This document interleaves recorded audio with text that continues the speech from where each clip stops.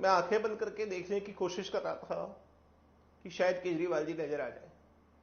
अभी तो भाभी जी कह रही थी कि आप आंखें बंद करके देखेंगे तो केजरीवाल जी नजर आ जाएंगे, बट भाभी जी मुझे तो केजरीवाल जी नजर आए नहीं। भाभी जी क्या आप झूठ बोल रही थी?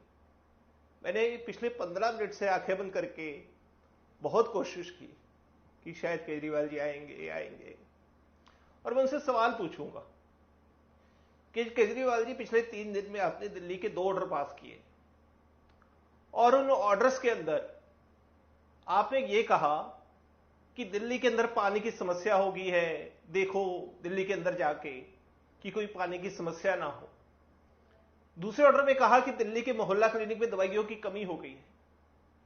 मैं केजरीवाल जी आपसे पूछना चाहता हूं और आपको बधाई देना चाहता हूं कि आप जिस दिल्ली के मॉडल को, जिस केजरीवाल मॉडल को पूरे देश में बेचते थे, आपने पिछले 2 दिन के अंदर उसको एक्सपोज कर दिया कि 9 साल के अंदर दिल्ली में एक ऐसी सरकार चल रही थी जो अपने मॉडल को दुनिया का सर्वश्रेष्ठ मॉडल बताती थी, लेकिन आपके 2 दिन जेल में जाते ही पानी की भी कमी होगी और दवाइयों की भी कमी हो गई।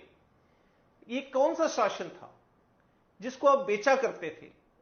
और मैं पूछना चाहता हूं, अगर कमी हो भी गई तो आपके जल मंत्री, जिनको आपने जो मंत्री बनाया हुआ है, और जो आपके स्वास्थ्य मंत्री है, वो क्या कर रहे हैं?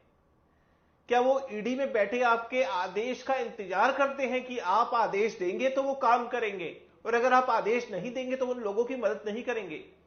इसलिए मैं आपको धन्यवाद करना चाहता हूं। मैंने सोचा था ये सवाल मैं आपसे पूछूंगा जब भाभी जी ने कहा कि जब आप आंखें बंद करोगे और केजरीवाल जी नजर आ जाएंगे। मैं अभी भी कोशिश कर रहा हूं, ईमानदारी से कोशिश कर रहा हूं, शायद हम नजर आए, लेकिन हम नजर ही नहीं आ रहे।